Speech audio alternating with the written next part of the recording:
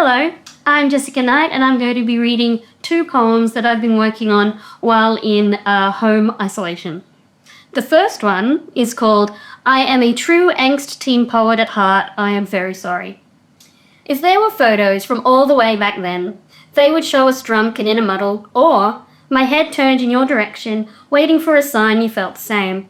Did you hear the rumours? I tell you it doesn't matter, one of us always chasing the attention of the other. I sleep with a photo of you under my pillow while home for summer. Still not enough of my sleep involves dreaming. Do you still have the letters from all the way back then? It was good practice, I suppose, for what I do now. Your birthday invite with you age 3, I walked around everywhere with an image of little you in my back pocket, so I could take it out and stare in wonder anywhere I went. An avalanche of tears when it went through the wash, your young face sodden dissolved into nothing, like it never was. Hoped it was more than friendship and your trademark impatience. We were nothing in particular. It didn't stop me though, I have a good imagination. Hoped it was possibly love or even lust, when you paid the rest so I could take that studded belt home and put it on. Made you poetic despite all your limitations.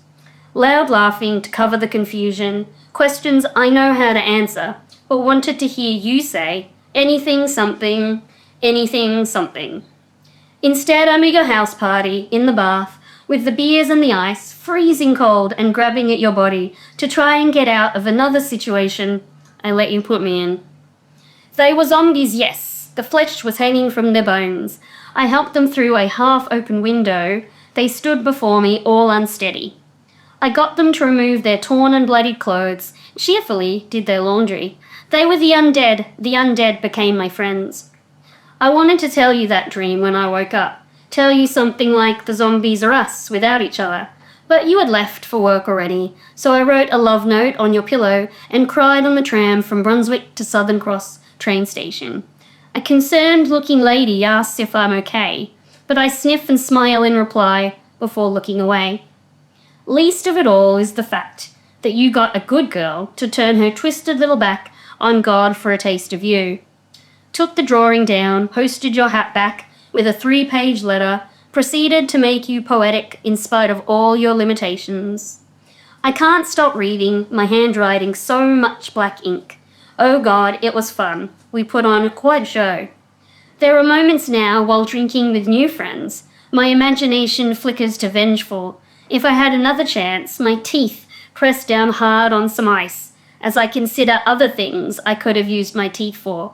Made you poetic despite all the limitations. Thank you very much. The next poem I'm going to read for you is entitled Purple Hair Dye Looks Gruesome on a Hospital Pillowcase. The next time I die, I want to be happy and old. My ghost could do nice things for my younger sisters, but scare the hell out of their significant others, who I think were never good enough. I was so confused just before my lips went blue. I thought I was at the bottom of the ocean. That's pretty far from you, but not as far as being dead. It's so easy to imagine how cute and sad you would have looked, arriving at the hospital with a bag of things to make this place more bearable. The nurse with the kraken tattoo informing you I've been moved to ICU again. Lucy, that's her name. She tells you it's so selfish of me to leave the ward without saying goodbye, because it was her last day at 6 Southwest. It's a joke, but I was still so sad when you told me that Lucy was now working at the neurology ward. Wish you could explain to me how it felt to arrive that evening to find a nurse sitting in a chair watching me. I vaguely remember pulling the tube from my neck. I'm still pretty proud that even in the thick of it, I found a way to rebel in a body roaring into a fight.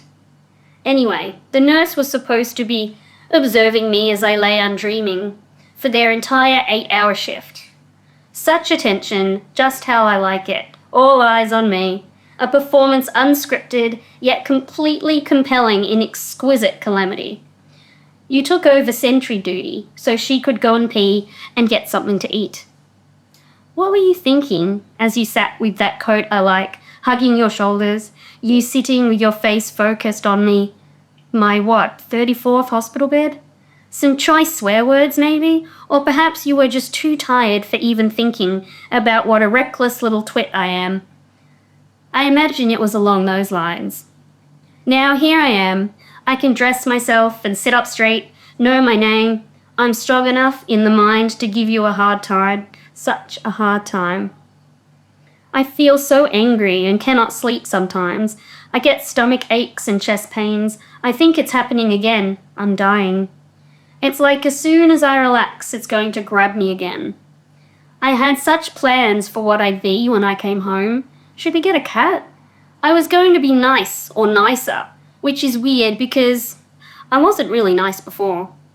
I thought it would all be left behind, under the harsh hospital lighting, but it came with me. Wounds within wounds. Some scars you can touch gently in the dark as we lay in the same bed, while the rest are hidden. It's not my fault. It's to be expected. I've been through a lot. A kind woman tells me so, and I make jokes to reward her for her psychological assistance.